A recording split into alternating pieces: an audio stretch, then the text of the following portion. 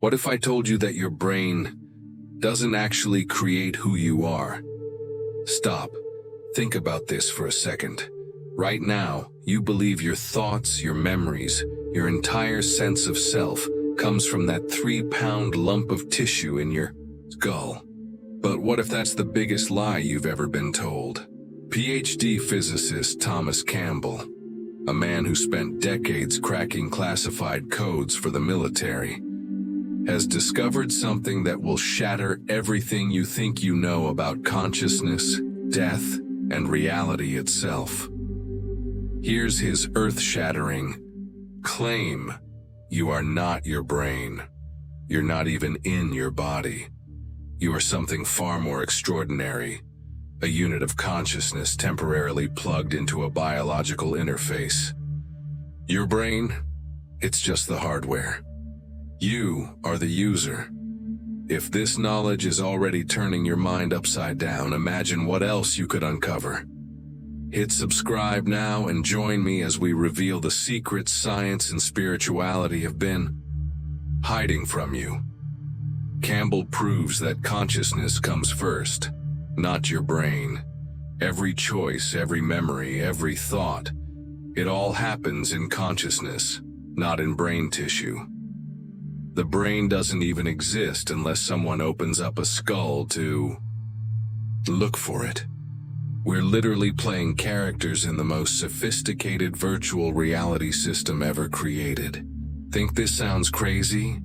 Here's where it gets terrifying and beautiful at the same time. When people die and get resuscitated, they report crystal clear awareness while their brains show zero activity. They describe conversations happening in other rooms, details they couldn't possibly know. If the brain creates consciousness, this should be impossible. But Campbell's model predicts this perfectly. When your avatar dies, you don't die. You just log out of this reality and wake up in another. Death isn't an ending. It's a transition between levels of an infinitely larger system. The evidence is mounting from quantum physics, near-death research, and consciousness studies. Reality behaves exactly like a simulation. Particles don't exist until observed. Time and space bend based on the observer. Your intentions literally change future probabilities. Are you ready to discover what you really are? But here's where it gets absolutely mind-bending. Campbell calls this system the LCS, the larger consciousness system. And you, me, everyone you've ever met, we're all units of consciousness plugged into this massive, multi-level reality engine. Think of it like the ultimate MMORPG, except instead of controlling a character, you are the character. But here's the kicker. This system is incredibly efficient. Just like a video game only renders what the player is looking at, reality only computes what you're observing. When you look up at those stars at night, the system calculates tiny points of light. That's it. Look away, go to sleep, and they're gone. Just potential data waiting to be loaded again. Campbell explains it perfectly. If it's just computed, when we look at all those little stars that are just little points of light, that's what's being computed for us. We look there, look away, go to sleep. We're not getting that data anymore. It's gone. You only compute what the player is seeing, right? Well, that's how this works. It's efficient. This explains why quantum physics seems so weird. Particles exist as probability waves until someone observes them. It's not broken science. It's how the rendering system works. When a conscious observer looks, the system produces a result. When nobody's watching, it stays undefined, just stored as potential data. And every choice you make, every decision, every reaction, every intention, you're constantly sending data back to the system. The system tracks your growth, your consciousness level, your evolution. It's not controlling you. It's providing scenarios and you decide how to respond. But what happens when your avatar glitches out and dies? The connection terminates. Your data stream stops flowing through that particular interface. But you, the conscious observer, don't disappear. You return to a broader level of the system and eventually reconnect, maybe with a new scenario, new challenges, new experiences. This isn't random reincarnation or recycling. It's iterative learning, like a player progressing through game levels, refining skills with each playthrough. Ready for the part that will completely blow your mind about how your consciousness is actively creating your reality right now? Ready for the part that will completely blow your mind about how your consciousness is actively creating your reality right now? This is where Campbell's research gets absolutely terrifying and beautiful at the same time. Your consciousness isn't just passively observing reality. You're actively shaping it through your intentions. Every thought, every decision, every emotional reaction sends data to the system. Not just what you do, but why you do it.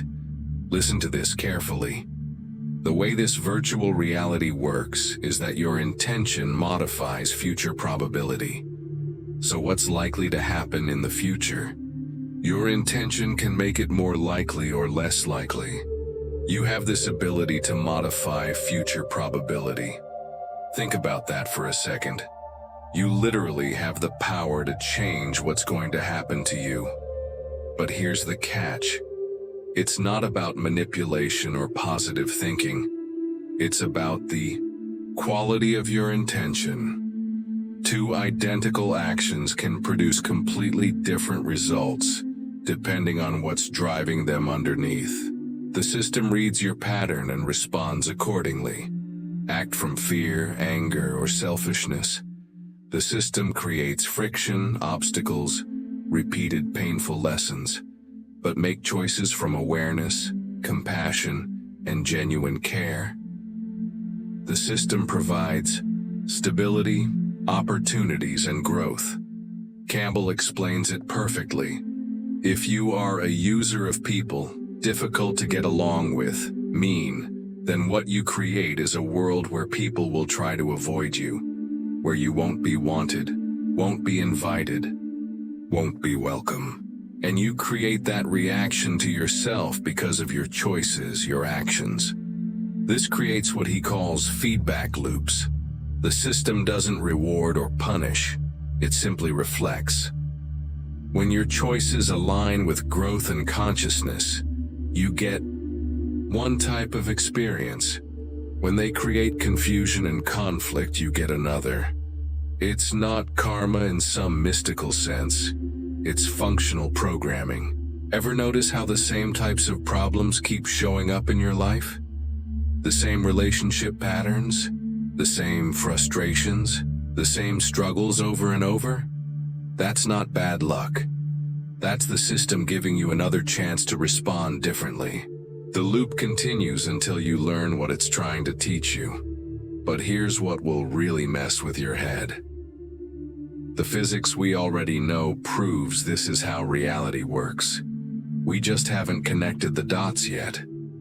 At the quantum level, particles literally don't exist until someone observes them. This isn't theory. This has been tested in thousands of experiments. Electrons, photons, even entire atoms behave like clouds of possibility until someone measures them. They exist in what physicists call superposition, all possible states at once. Sound familiar? That's exactly how a rendering system works in a video game. The system doesn't waste resources calculating what the player can't see. It only generates details when someone looks. Campbell puts it perfectly. When a guy takes out the telescope, it has to calculate what he sees. Random draw. That's what sees. Great. Stop doing that. Put the telescope away, nobody else is looking at that. Then you don't have to calculate it anymore. But it gets even weirder. Einstein's relativity shows us that time slows down depending on speed or gravity. Space curves. Events change depending on who's observing them. This is exactly what you'd expect from a system designed to adapt to conscious interaction, not from some fixed material universe. Even more mind-blowing, reality behaves like structured data. At its smallest scales, it's not made of objects. It's made of relationships, values, and information flows. Matter, energy, even movement can be reduced to bits of information. That shouldn't happen in a purely physical world, but in an information-based system? It makes perfect sense. And here's where it gets personal. You've experienced this yourself, haven't you? Those moments when reality seems strangely responsive. Synchronicities that are too perfect to be coincidence. Thinking about someone right before they call.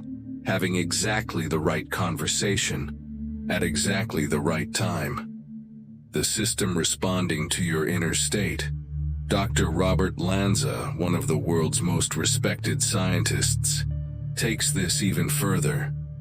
He says consciousness doesn't come from the brain. The brain comes from consciousness. Space and time are just tools your mind uses to organize experience. And when your body dies, those tools drop away, but you don't disappear. The evidence is mounting from every direction. Quantum physics, neuroscience, consciousness research. It all points to the same shocking conclusion. You are not your brain. Reality is not what it appears to be. And death? It's just a transition to a different level of the same infinite system.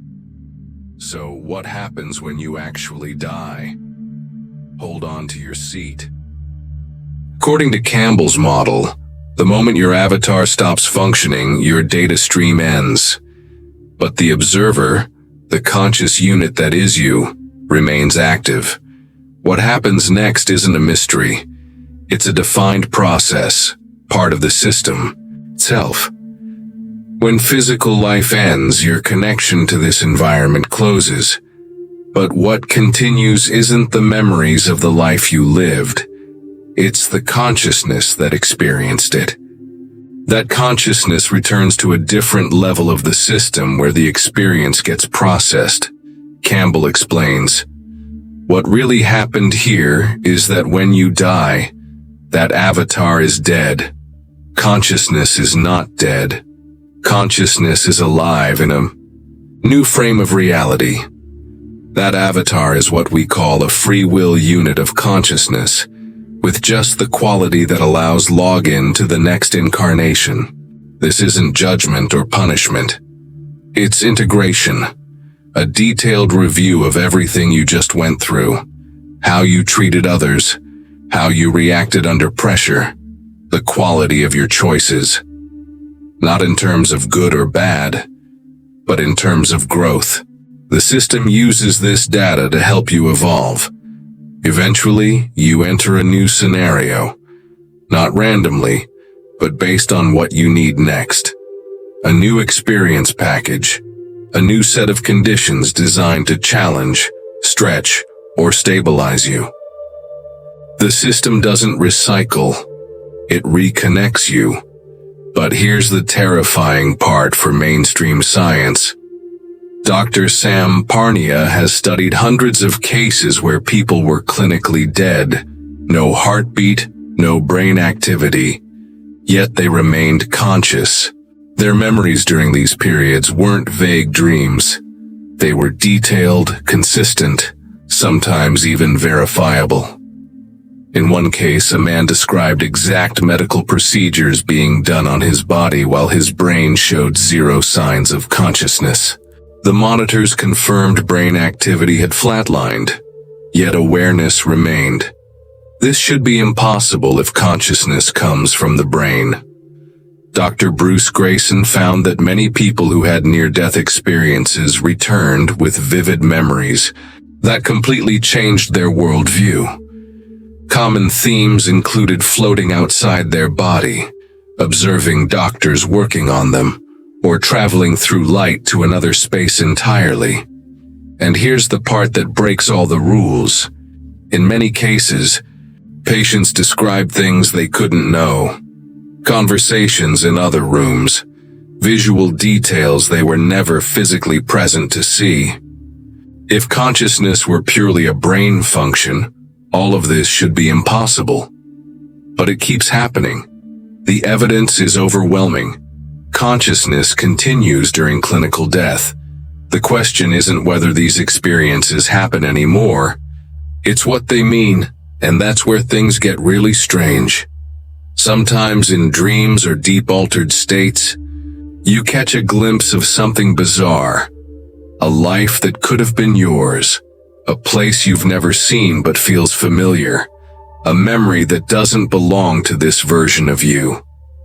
According to Campbell's model, these aren't just tricks of the mind. They're access points. The system stores much more than what you live. It calculates all possible outcomes of every decision you could make. What you experience is just one of those paths. The others remain untouched but not erased. Campbell calls this the probability space, all your alternate lives existing as potential data. Think about it. You have individual units of consciousness, all making choices, learning from those choices to become love. As each choice is a good choice, entropy decreases a little bit. But as that consciousness is part of the system, the entropy of the entire system is reduced a little bit. This is mind-bending. The system has to compute possibilities for 8 billion people simultaneously. It's a massive multiplayer game where every choice creates branching paths, but only one becomes your active reality. But here's where it gets personal and slightly terrifying. In certain non-physical states, lucid dreams, out-of-body experiences, deep meditation, you can sometimes access these alternative versions. Not for entertainment, but as feedback, a different you shaped by different decisions. People often return from these states feeling like those alternate versions were completely real. Not ghostly images, but entire emotionally complete lives. This mechanism adds another layer to the feedback loop. It's not just cause and effect. It's comparison. By seeing what could have been, the current version of you gains perspective. Learning becomes richer, faster, deeper. It also reinforces the importance of choice, because while only one path becomes active, the system recognizes all of them. Dr. Robert Lanza pushes this even further with something called the holographic universe theory. Both the universe and your brain function like holograms. Each part contains the whole. Cut a hologram into pieces, and each fragment still contains the entire image. Physicist David Bohm believed what we see as reality is just a projection from a deeper, implicate order, a field beyond space and time where everything is connected. What we perceive as separate objects, people, and events are just fragments unfolding from this deeper source. Working with neuroscientist Carl Pribram, they discovered that memories aren't stored in fixed locations in your brain like files in a cabinet.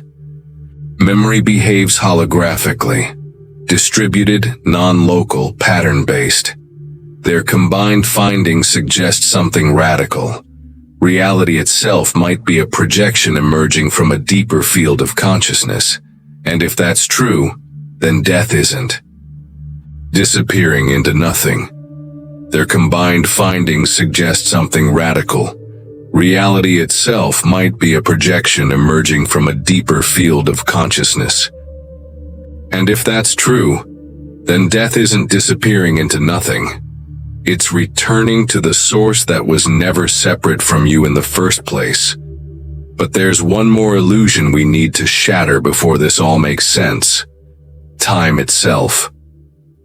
Einstein once said, "The distinction between past, present, and future is only a stubbornly persistent illusion." According to his theory of relativity, all moments in time already exist. Past and future aren't gone or yet to happen. They're just coordinates, like different places on a map. In this model, your birth, your best memory, your last breath, they're all still there. The flow of time is something you experience, but it doesn't exist by itself. It's a byproduct of consciousness moving through events, like watching frames of a movie. Dr. Lanza takes this even further. If space and time are just tools your consciousness uses to decode the universe, then you were never really in time. You've only been experiencing snapshots of it like frames in a film. And death? That's just the point where the movie changes. You and your consciousness never disappear. You simply stop experiencing this particular story. This explains why so many near-death experiences report a strange sense of timelessness, where everything happens simultaneously and time has no meaning. Because maybe outside this projection, time doesn't exist. Everything, each moment, each possibility exists all at once. But here's what's really going to mess with your head about all this. If consciousness is primary, if reality is a projection, if time is an illusion, and if death is just a transition, then maybe the biggest illusion of all is that you were ever separated from the universe in the first place. Campbell's research shows that when people explore these deeper states of consciousness, they consistently report the same thing. A sense of unity, of being connected to everything. Not in some mystical way, but as a direct experience, like waking up from a dream where you forgot you were dreaming. The implications are staggering. Every person you've ever met, every experience you've had, every choice you've made, it's all been happening within the same consciousness system. You're not separate observers thrown into a random world. You're participants in an interconnected reality engine designed to feed you experience and help consciousness evolve. And if that's true, then every interaction you have with another person is really consciousness interacting with itself. Every act of kindness or cruelty is the system learning about itself through your choices. Every moment of awareness or unconsciousness affects the entire network. The question isn't whether you survive death. The question is, what are you going to do with this information while you're still plugged into this level of the system? The question isn't whether you survive death.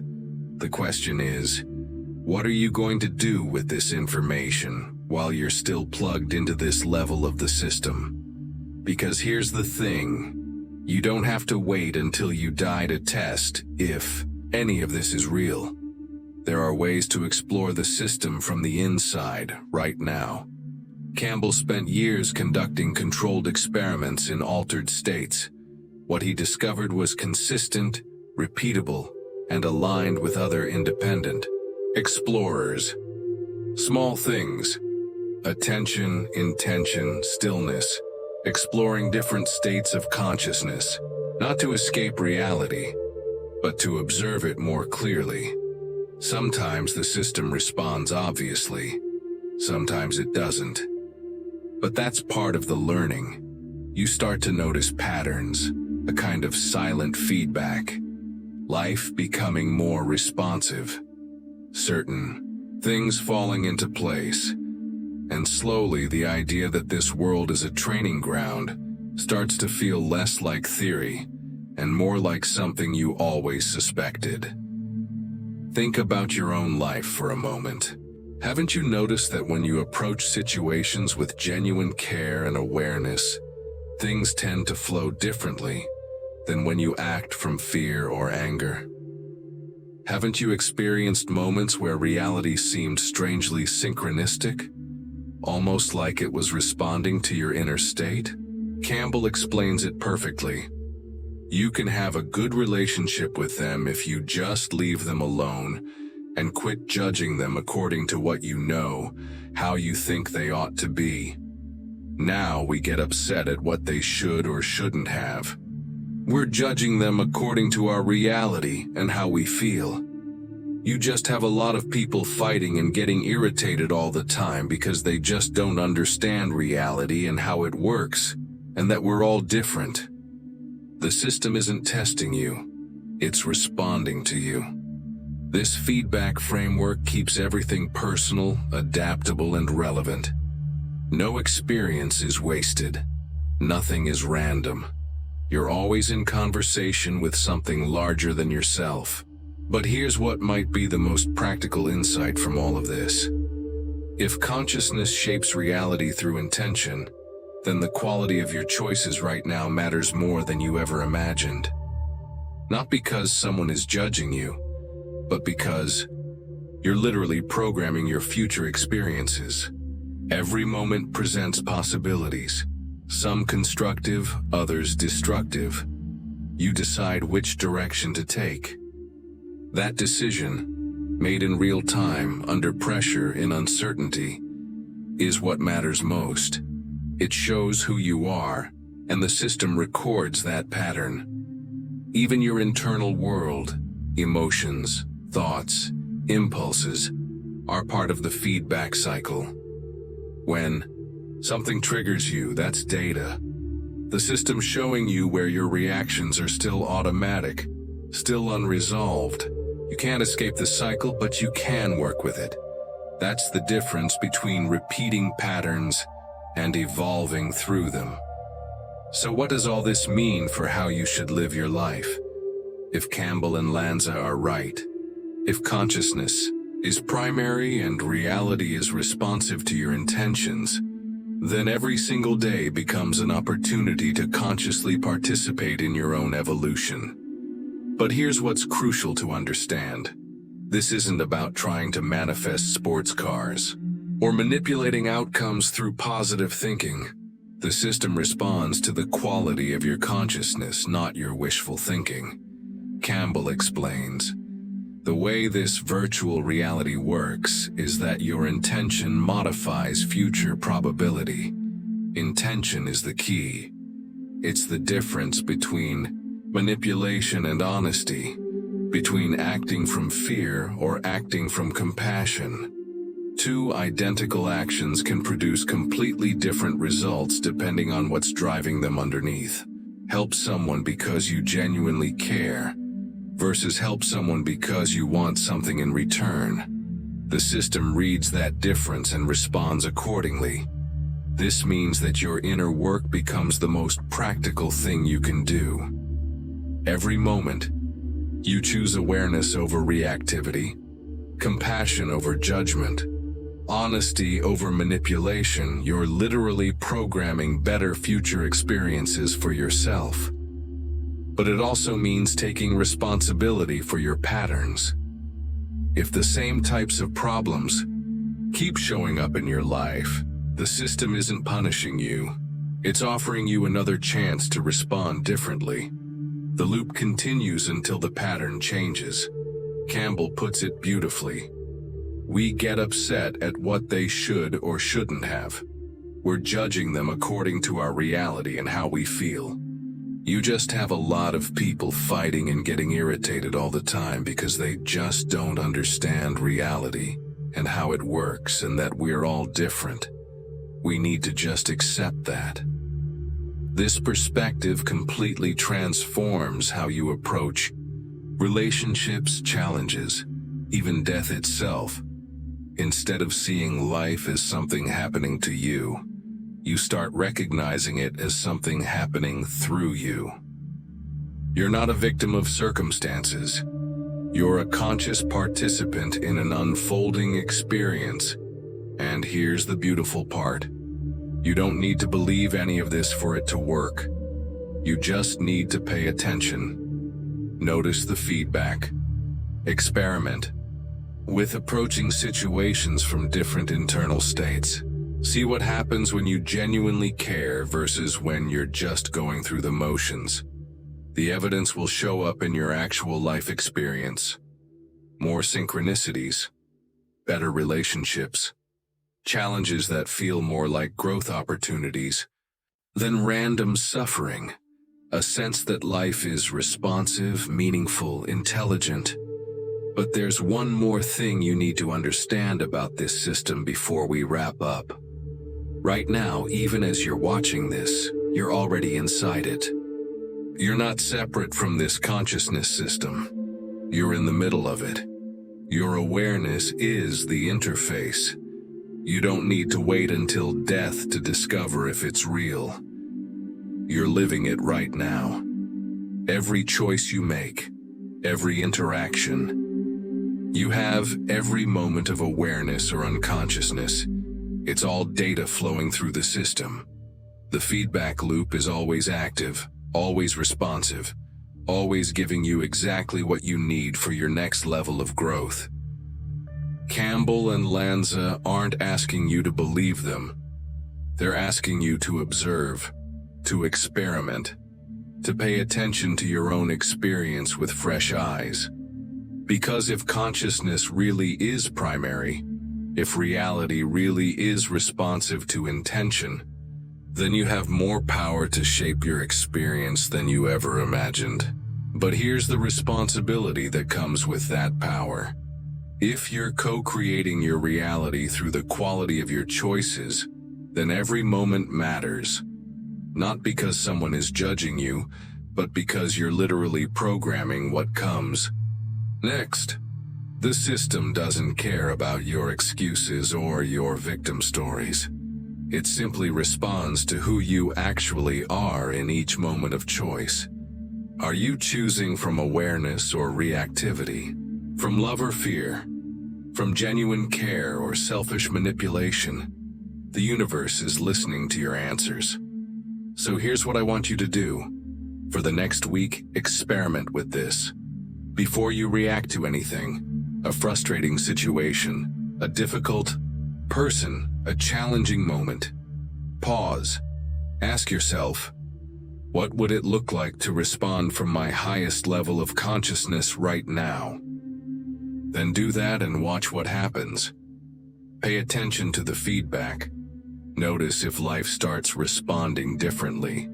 See if synchronicities increase. Observe whether relationships improve. Track if challenges start feeling more like growth opportunities than random suffering. And if you found this perspective shift as mind-bending as I did, hit that subscribe button because we're just getting started exploring the deepest mysteries of consciousness and reality. Share this with someone who's ready to question everything they thought they knew about existence. Because here's the final question that will either terrify you or set you free. If consciousness is eternal, if reality is malleable, and if you're already plugged into an infinite system of learning and evolution, what are you going to choose to become?